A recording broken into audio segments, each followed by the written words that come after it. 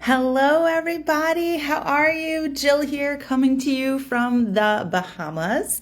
And I wanted to do our weekly Q&A today on vacation eating and restaurant eating. So if you have a question that you want answered, just pop it into the comments. Let me know if you're here live today or if you're on the replay. If you're on the replay, I'll answer your questions in the comments. If you're live, I'll actually just answer them right here as we go. So just let me know if you pop on live or if you are on replay. Hopefully we're in the right place. I only have my phone today to check. So here we are. So let's have some fun today. We got here, today's Wednesday, we got here on Saturday. So we've been here Sunday, Monday, Tuesday, and then we're here Wednesday, Thursday, Friday, and we leave on Saturday. So we're about halfway through the vacation. And I will tell you that I feel fantastic. I've been working on getting ready for vacation, which means being consistent with my nutrition and my fitness, feeling good about how I look at my bikinis. And since I've been here, I've been religiously going to the gym each morning, waking up early, getting out and getting back right about when everybody wakes up so it doesn't interrupt anything. And eating for me and eating as I need to eat, not worrying about what anybody else needs to do or wants to do, but just being cognizant of what I'm doing, definitely splurging a little bit here and there, having things that I wouldn't normally, like brownies and pina coladas daily. But this is vacation and I don't believe in restriction. I believe in enjoying yourself and being strategic and mindful and all of these things. So I'm going to give you 5 points today about vacation and restaurants, and I'm going to handle both of those in each of the points. So my number one point, I wrote everything down here. My number one point is know before you go, okay? So when you're going on vacation, this is important to us, and we do have a timeshare. So we love timeshare vacationing because it gives us a lot of control over our eating. We have kitchens. We have 2 kitchens here with full refrigerator, stove. There's no ovens. The microwaves are kind of weird. They act as ovens, so it's a little odd. But full stove, refrigerators, dishwashers, and everything we would need to be able to make a lot of our food in room. We also pack a lot of food. My mother and I each packed a full suitcase to bring to the Bahamas, including frozen meats. I brought probably at least 5 pounds of frozen chicken, which I froze, put in the suitcase. It acted as as like ice, and it stayed frozen for days after we got here. My mother brought frozen turkey, ground turkey, frozen burgers. She brought a big turkey breast from Costco that we've been using for lunches and salads and all kinds of things. What else did we bring? We had chicken night, taco night, and the burger night. And then they had some pasta last night while Jay and I went out for a date night. And so we bring food. So number one is, when you're going on vacation, you have to know the facilities. What are you going to have in your room? What are you going to be able to store and cook? How big is your refrigerator? We have 2 full refrigerators here. And if that is the kind of control that you want to have on your vacation, then you have to start planning vacations that work that way. You have to be cognizant. If you're the kind of person who really struggles with all you can eat, then don't go to an all-inclusive, or don't go on a cruise where you know you're going to overeat, because in your head, you're telling yourself, I have to get as much as I can for my money. What we love about being able to bring our food and cook a lot in room is that we're not going out to dinner and spending $200 on dinner every single night for 7 nights. That would be a lot, right? Because we're 6 people. So knowing your facilities, knowing what restaurants are going to be available to you. We know that when we come here, one of the more reasonable restaurants that we go to is Carmine's. We're going there tonight for dinner, and that is a family-style Italian restaurant where we can get a few dishes and share them. We also are going to a restaurant on Friday. Jay and I went out last night. So know what restaurants are there and look at the menus ahead of time.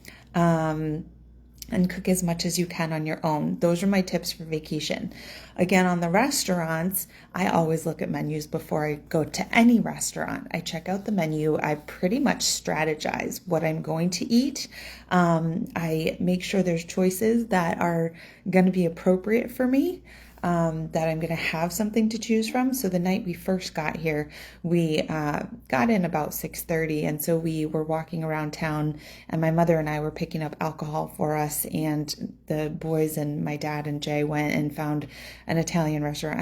Maybe it wasn't Italian. I don't know what they had pizza and burgers and stuff. And when I got in and I sat down, this was a restaurant that I hadn't researched.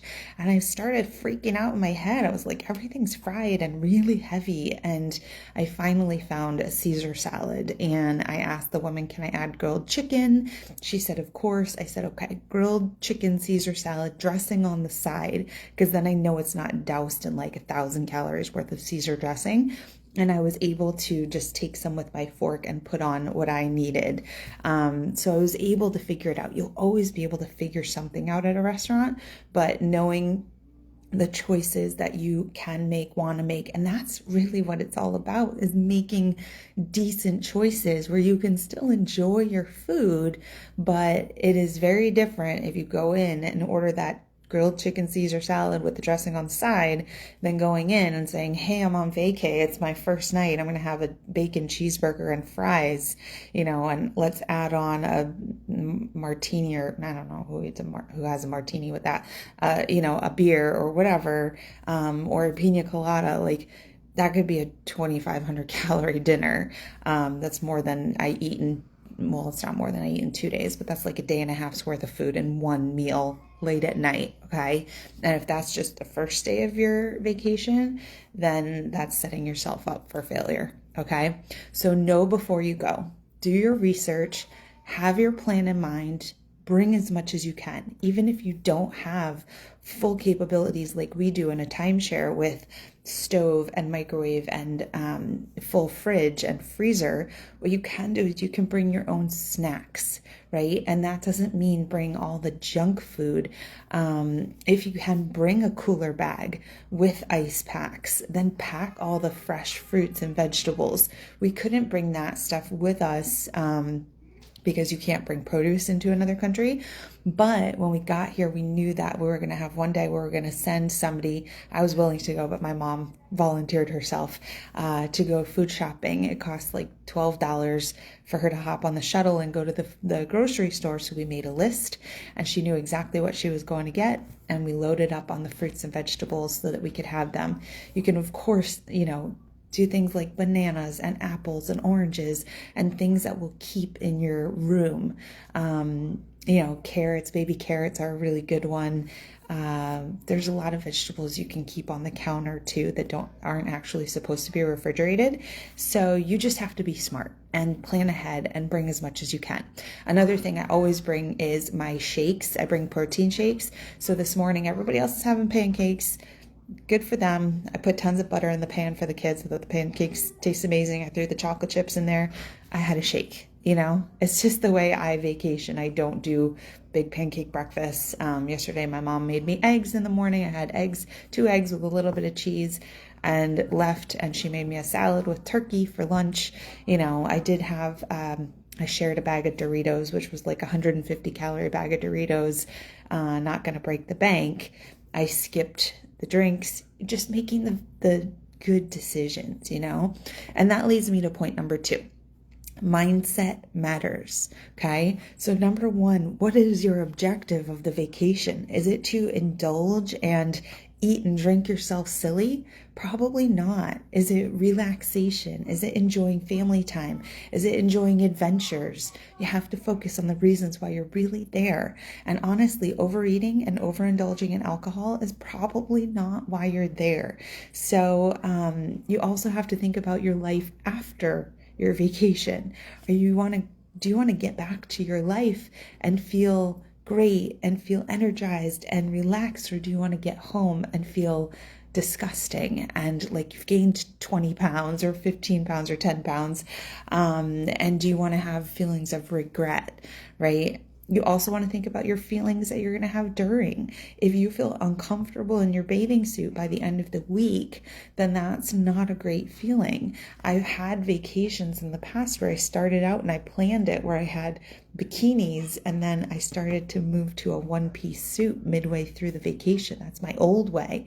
Now I want to feel even better at the end of the week than I did at the beginning. That's a huge goal for me, is to feel even more confident in my skin by the end of a vacation. When I'm all tan, my abs are popping, my muscles are popping, I feel really energized and relaxed. It's such a better way to enjoy a vacation because there is life after that vacation. Let's move to the restaurants. Mindset matters. Why are you going to eat? Is it to spend quality time with family, or is it to overindulge and to stuff yourself silly with whatever food is at this restaurant? Is it to eat things that you would normally not eat? Is it worth it? You have to ask yourself. One of my favorite meals of all time is fettuccine Alfredo. It's the most fatty, carb and butter laden meal on earth. Do you know how many times I've eaten it in the last 8 years? Maybe 5, maybe once a year, because I don't think it's worth it, honestly, because of just how much fat, salt, the carbs is in it. And I really don't feel great after that. And when it comes down to it, and I have those choices, it's all about choices. And I'm in the restaurant and I have the choice. And I'm like, ugh, I love that meal, but it's just not worth it to me because I have goals. Okay. So you have to think about the aftermath. If you go out to a restaurant and you choose that bacon cheeseburger with fries and a bun and whatever drink you have with it, you gotta know that the next day you are going to feel your fingers are gonna bloat, your belly is gonna bloat, your face is gonna feel oily, maybe your stomach will be upset because that is a lot of fat and a lot of salt. It's gonna take you all week to get those pounds back off. It's gonna slow you down and make you feel lethargic. So you have to keep in mind, is this a choice I really want to make? Right? You have to stay in line with your goals and you'll feel in line with yourself and you'll feel better about yourself.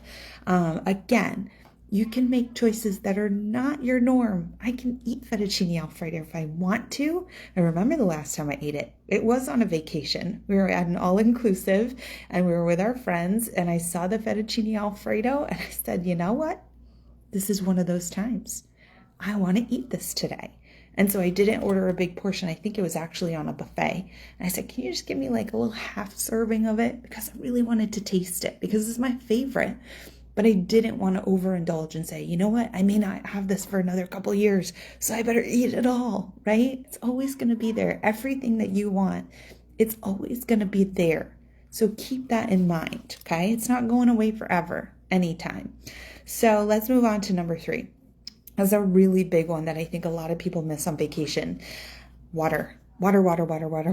Hydrate, okay? So when you're on vacation and you're in the sun all day and maybe you're drinking alcohol, these are things that are very dehydrating. If you're in a hotel room where it's dry, this is dehydrating. If you wake up from vacation on your first day and you drank the day before, you didn't drink a lot of water, you're in a dry hotel room, you're going to wake up with a headache, okay?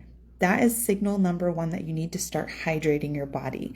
Not only that, but if you're going out to eat, they put a lot of salt in your food, and so that is also going to be dehydrating. And if you don't have a lot of water, your body is going to retain the water that you have, okay? So you're going to feel bloated. That's what causes a lot of bloat. So you have to make sure that you're either bringing water, that when you get there, you're buying water, that you have the water available. So find out, is tap water safe to drink?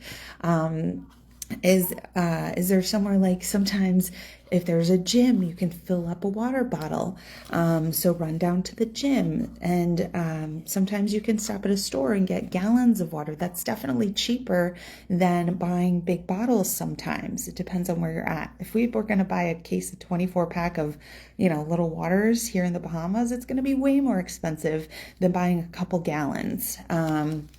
Another thing that we find really helpful is not knowing if the water is going to taste like chlorine or bath water, is bringing little add-ins. So the way I get my water when I'm here on vacation is I started with my pre-workout this morning. So I wake up around 6, and I don't mind using the tap water for my pre-workout. So I put a little packet of my fruit punch pre-workout. Makes me happy, gives me energy, gets me excited for my workout. It's my routine every day forever. So I put that in a big bottle of water, and I start my day having 25 to 30 ounces of water to rehydrate from my sleep. Okay. Then when we go down to the pool or to the beach, I fill up at least one bottle. Again, lots of ice, water, and my hydration, because it's important to maintain electrolytes. So I have a very low calorie, it's like 40 calories per serving of hydrate, and that makes my water taste better too. So I don't mind using tap water for that. They luckily have down at the water park where we're staying, they have fill stations, and you'll see those also. You know what a really important thing is when you're traveling? Most airports these days have water fill stations. And so you know how you can't bring a bottle of water through security? You can bring an empty bottle. So I always bring my shaker bottle, my big water bottle. I drink the water on the way to the airport, hydrating before a flight, which is dehydrating. And then I make sure it's all gone, bring my empty bottle through security, and as soon as I'm on the other side, I'm filling up with that water and wherever. Usually they're by the bathroom or outside of the bathroom. So I fill my bottle for the flight. Now, what I like to do is on a flight, I bring my little stick packs of my pomegranate berry green tea beverages. And so it's like a little single serving stick pack. I bring those everywhere. And so I have a couple in my bag for when we're at the pool, so that when I want to refill my water bottle, I'll go to the concession stand and get ice, and I'll fill up my bottle with water, and I'll pour a little packet in, so that again, it's something that fills me. It's something that makes me want to drink more water, and it's refreshing. And that works really well. Another thing we do while we're here to make sure the kids are drinking enough water too is, even though it's not my favorite, we'll bring packets of Crystal Light lemonade. I don't love sugar substitutes, but if it gets the kids drinking plenty of water, choosing water over soda, then I do like to do that. And luckily in our cabinets here, they had pitchers. But guess what? My mom also brought a big pitcher. She likes to actually make the rum punch, and she'll freeze it overnight and then make the rest of it the next day, so that when we bring it down to the pool with us, so that we don't have to buy $14 pina coladas every day, that she has it nice and frozen. It stays cold all day. And what I like to do, because I don't like to fill up on juice and rum punch all day, is I will fill half my bottle with my water, or one of my little green tea, pomegranate green tea things, or my hydrate, and I'll pour a little bit of the rum punch in there, or half of it, so that I'm diluting it, because I don't want to be drinking alcohol and juice all day. So bringing add-ins was my point.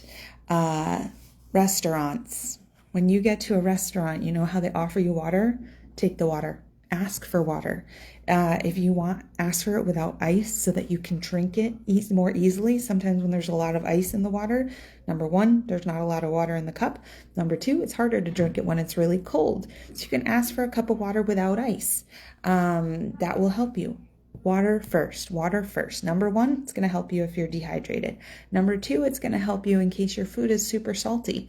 Number three, it's going to help curb a little bit of your hunger. If you go to the restaurant, by the time you eat, you're like starving. Having that water is going to give you a chance to fill up a little bit and realize that maybe you're not quite as hungry as you are dehydrated.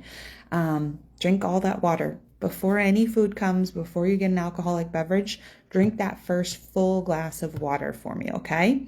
That's going to help you, I promise. Drink water between alcoholic beverages. Don't have, like last night, my husband and I, we both got water, and we each ordered one drink. And that's all we will order at a restaurant. Number one, it's expensive. So I had a glass of Prosecco, $12. And so I drank my Prosecco and then I went to water for the rest of the meal. I didn't need another one. But if I was going to have another one, I would have a full glass of water and then order a second drink. So how much alcohol you have, again, that's a choice. And you can overindulge and you can keep ordering drink after drink. Know what you're drinking. Something super sugary is not going to be helpful to you. But sip your drink. Don't chug it, okay? Enjoy your drink. Realize what you're drinking. Those are my water points, okay? Number 4 and 5 have a lot to do with, and they're very helpful when you have a coach like myself and have a program and a community that you're part of. So when it comes to really staying on track with vacations, I think one of the most important things is staying connected to a coach or a community. And so, for instance, even though I'm not following the framework for nutrition that my current client group is following, they're doing macros nutrition for the next week.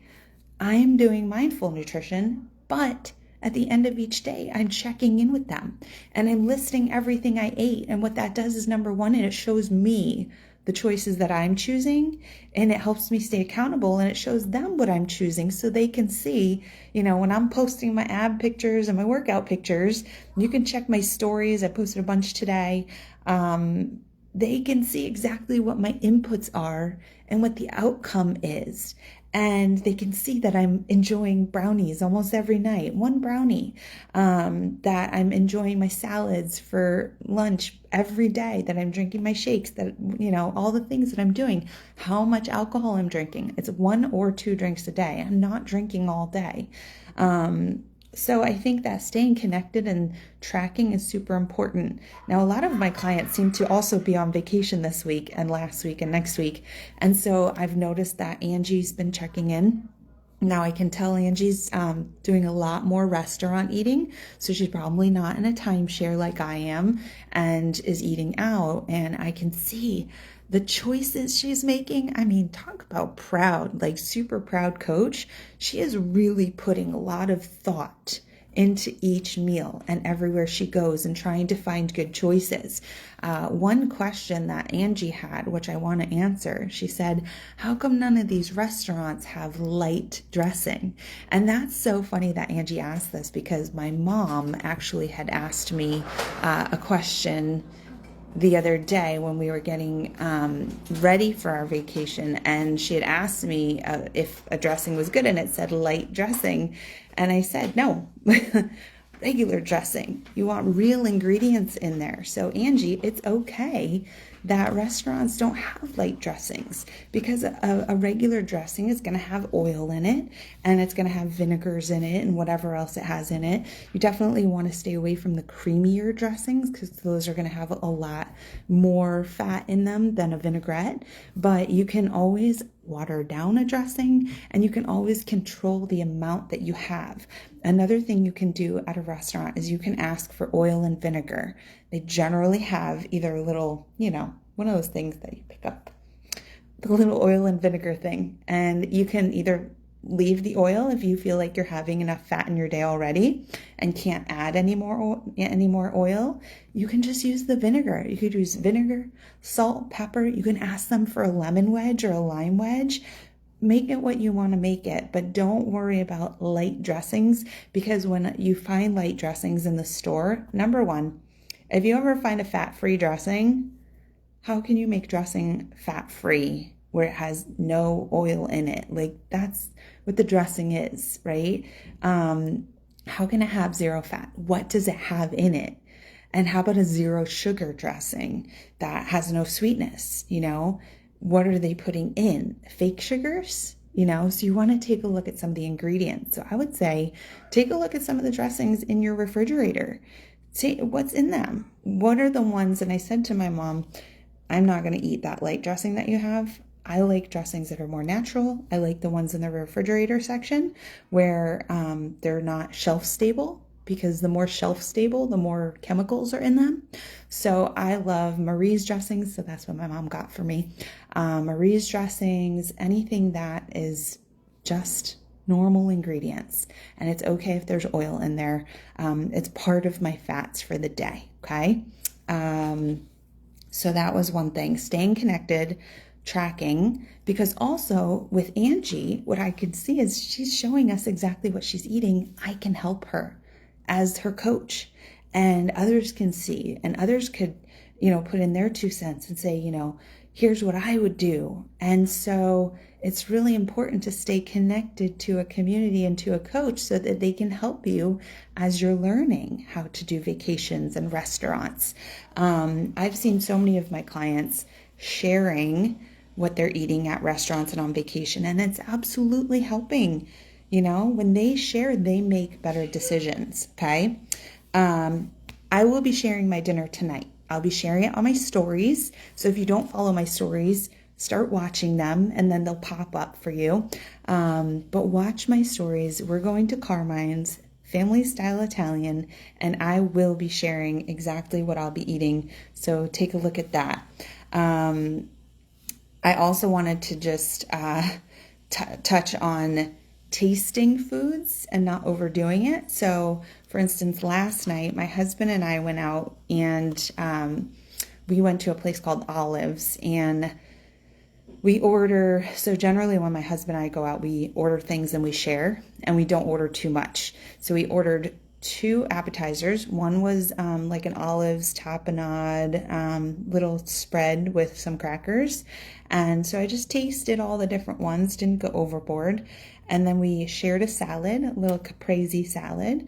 And then we also got a bolognese, a ziti bolognese dish. So that was our dish. So we shared it, we split it. Okay. So we didn't leave this restaurant feeling completely full and stuffed. We shared enough food that we got the tastes, right? It was a little bit more than we would normally eat in terms of the richness of the food, but we tasted it, we enjoyed it, and we left. When we left, we ran into my dad and my kids at Ben & Jerry's. And I know we had talked about maybe getting Ben & Jerry's after dinner, but at that point we weren't hungry, so we didn't get it then. And then we all walked around together. And then when we were going to walk back to our room, I said to my husband, "Did you want ice cream?" And he said, "It's up to you if you want it or not." And I said, "Honestly, I don't need it. I'd be fine with a little brownie when we get back, but I don't need a big ice cream. Plus there's a line and it's expensive." And so it felt good to just say no. Didn't really need it, So that's something that you can ask yourself. Do I really need this eating opportunity, or could I do without it? Because you don't want to say, "I'm on vacation, so I should eat ice cream. I'm on vacation, so I should order drinks. I'm down at the pool, so I should order a pina colada." I really think about it. Do I want it now? Do I want to drink later? Is this really important? Is it really going to be something that adds or detracts from me and my goals? And a lot of times I choose my goals over things that I would just choose based on fear of missing out, right? The last point I want to make, I know this is long, is an after plan. So ultimately, it's possible, even though I've been working out every day, and that's another thing, making sure you know what the workout facilities are. I make sure I work out every single day on my vacation. Love to. It gets me up early, it gets me going, it gets me excited, and it helps me with some of the extra calories that I'm going to be eating. What is your plan for when you get home? Because no matter all the efforts, it's possible that you still gain a little more sugar, more salt, more calories, and maybe more sitting. My after plan for when I get back, next Monday, I start my 5-day Kickstart cleanse. Not only am I starting it, I've invited my client base to join me, and you can join us as well. Just drop Kickstart in the comments below and I'll make sure you get the link for it. But that's the plan. You have to have a plan for when you get back, to get back on track. It doesn't keep going. And then what is the long-term plan? So after our 5-day Kickstart, we're starting our Build and Burn 4-week challenge as part of my Empowered Fitness Mastery group coaching program. And so it's the long-term plan. And after that, we have our lean lifters, and we're going to be continuing on. And as long as you always have a plan, a coach, a community, and all of these strategies and the knowledge and empowerment, then you'll continue to make more and more of the decisions that will lead you to your goals. Okay? If there's any questions, just ask them below. I'll make sure to answer them today. And I hope this was helpful. Let me know what helped you the most, what you really liked, and keep an eye out on my stories tonight, and I will share what I eat at dinner tonight and what we have as a family. All right? Take care, everybody. Have a good day.